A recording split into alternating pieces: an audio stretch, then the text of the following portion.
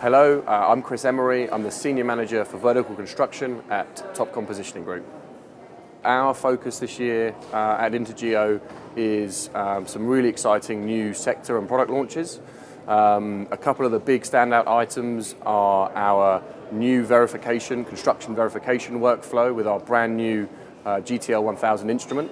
A new thing we've announced, and it's a new IoT platform or an upgrade of our IoT platform called TS Shield.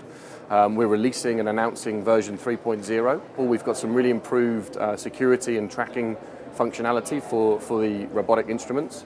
And then on top of that, we've got the ability to provide remote support. So Topcon and its channel can provide remote support directly to the instrument via this platform. So it's a great new feature. It's available to anyone that uses Topcon robotic instruments.